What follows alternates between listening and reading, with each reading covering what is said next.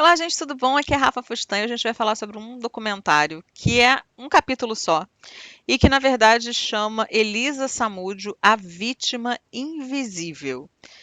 E é muito difícil você ver na verdade, a Vítima Invisível, o caso Elisa Samúdio. Em 2010, esse crime chocou o Brasil todo. O Bruno era o goleiro do time mais famoso do Brasil. Ele estava para ser chamado para a seleção brasileira, estava quase sendo vendido para a Itália. E a gente se assustou de saber que ele tinha matado ou mandado matar a moça que teve um filho dele. Nesse documentário, para quem não sabe da história, é muito jovem, vai poder rever ali exatamente o que aconteceu. É um documentário da Netflix, de 1h40 mais ou menos. E a gente sempre se pergunta como pode o ser humano ser tão cruel desse jeito. O Bruno de Souza, ele era um goleiro em ascensão, goleiro que tinha tudo para ser um grande atleta, mais ainda do que ele já era. Eles tinham ganho o Campeonato Brasileiro, eles tinham ganho vários títulos, e aí, de repente, a gente o vê envolvido num assassinato. E isso choca muitas pessoas, mas claro que sempre tem aquelas pessoas muito fora da casinha, que acham ele o máximo, que culpam só a moça. E aqui nesse documentário, eu acho interessante a gente analisar uma estrutura falha da família dela, sim, mas nada que se mostre sobre ela. Os filmes que ela fez, se ela dormiu com ele por interesse, se ela engravidou porque ela queria, nada disso justifica alguém tirar a vida de outra pessoa. Alguém fazer isso, né, com a ajuda de um amigo muito estranho, de uma relação bizarra, que tinha até uma tatuagem de amizade, mas que, como muitos crimes que acontecem quando os casais cometem o crime junto, tá aí para não mentir, a von Richthofen, né, aquele da menina, né, da Isabela, eles nunca ficam juntos, né? Geralmente eles não ficam juntos.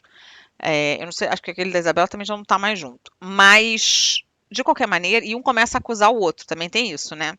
Um começa ali a acusar o outro. Nesse caso, eles eram os amigos com aquela, né, com o Macarrão, que era o Maca que ele chamava. E aqui a gente vê desde o início uma moça que veio de um lugar muito pobre no Paraná. Ela tinha uma família desestruturada porque a mãe deixou ela com o pai. O pai morava numa comunidade, o pai era muito garanhão, pegava cada hora uma mulher e tudo, e ela ficava ali naquele sonho, era considerada uma moça muito bonita, ela ficava naquele sonho, na verdade, de ser goleira. Então ela vai tentar a vida em São Paulo, e quando ela tenta a vida em São Paulo, as portas não se abrem para ela, mas há uma opção, pela beleza dela, a chamam para fazer filmes de conteúdo adulto. Esses filmes, ela acredita que ela tenha feito 2, mais ou menos, que é isso que conta, e dali em diante ela resolve não fazer mais, ela diz que aquilo não é para ela, que ela se arrepende daquilo, que ela realmente ela fez num momento de desespero, e ela vai para o Rio de Janeiro. Quando ela vai para o Rio de Janeiro, numa festa, ela vai conhecer o goleiro Bruno. Um homem que já tinha se casado com a primeira esposa, Daiane, mas que tinha uma noiva, tinha uma amante, que era Elisa, e que junto com ela tinha várias outras amantes. Isso sempre me faz lembrar por que, que eu parei de acompanhar futebol. Porque eu passei a ter pavor dos jogadores. Esse ritmo de vida, não tem como admirar a pessoa, mas dentro de campo elas são maravilhosas. Eu consigo lembrar disso na Copa do Mundo e em alguns jogos do Flamengo, porque do lado de fora a gente começa, e não que eles sejam assassinos, né? Lógico que não são todos, mas eles se sentem acima do bem e do mal. Eles não respeitam o que é família, né? Eles não respeitam os filhos, a mulher, a mãe, nada, né? Eles estão sempre acima do bem e do mal. É muita droga rolando, é muita mulher rolando e não se protege. E aí tem cada hora filho com uma, e aí bota a culpa na moça. Sempre a culpa é da mulher, né? A mulher é sempre o elo fraco, é a vagabunda. Então, é muito cruel para a gente que é mulher ver o quanto o machismo está incrustado na sociedade e o quanto tudo de ruim que um homem pode oferecer, muitas das vezes está no futebol, no esporte mais popular, mas que coloca eles com um valor tão grande de mercado e tão valorosos perante a sociedade, valiosos perante a sociedade, que de repente eles se sentem podendo fazer tudo, porque eles têm dinheiro, porque eles têm poder, porque eles têm fama. O documentário ele é extremamente revelador também, a ponto de que, pela primeira vez, é apresentado o computador dela com as mensagens que ela trocou com um amigo, e outros relatos também pela própria advogada da mãe dela. E aqui, gente, não fica muito uma admiração pelos pais dela, né? Que o pai com acusação de estupro, traindo a esposa também, a mãe tendo abandonado porque queria viver outra vida, de repente ela quer o menino e aí as pessoas acusam que ela ficou com o garoto, com o Bruninho, né, que é a criança, filha da Elisa e do Bruno, porque ela queria dinheiro. E assim, independente dela querer dinheiro ou não, a dor de uma mãe é a dor de uma mãe, né? Mas era uma vida assim muito muito difícil, né? Eu acho que a própria amiga dela fala uma vida desestruturada, uma vida onde a gente se apoiava por não ter uma estrutura familiar.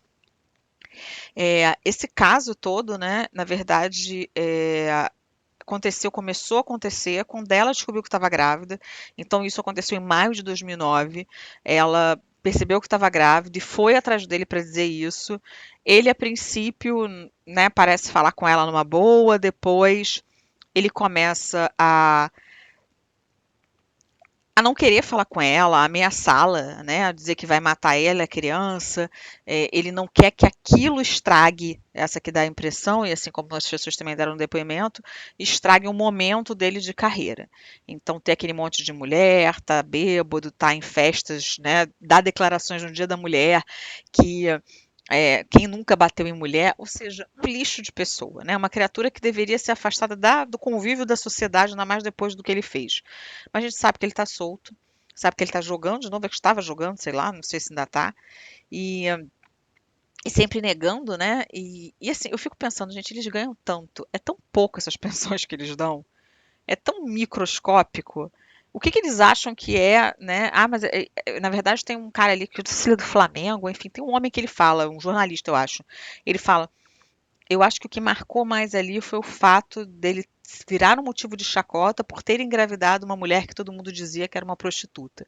Ou seja, o ego dele era maior do que o caráter. Isso estava bem óbvio nas relações. E mais mulheres envolvidas, e a ex-mulher envolvida que também dá o seu depoimento.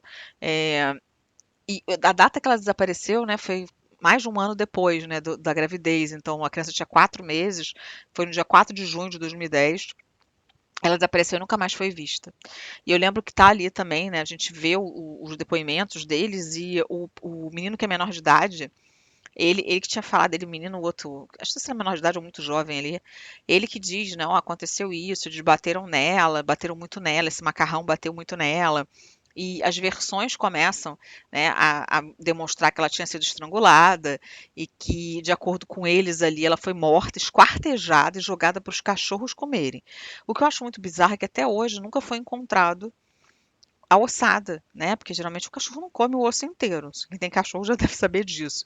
E isso nunca foi encontrado, nunca foi falado. Então, quer dizer, foi muito falado, mas é mais um crime, né? Eu sei que o da Priscila é muito pior, porque ela desapareceu. Essa a gente tem certeza que está morta por tudo, por conjunto da obra, por ter achado sangue dela também, DNA, mas nunca acharam a ossada para poder enterrar. E aí todo aquele show, né? O Ratinho tá sempre envolvido nessas baixarias que ele bota.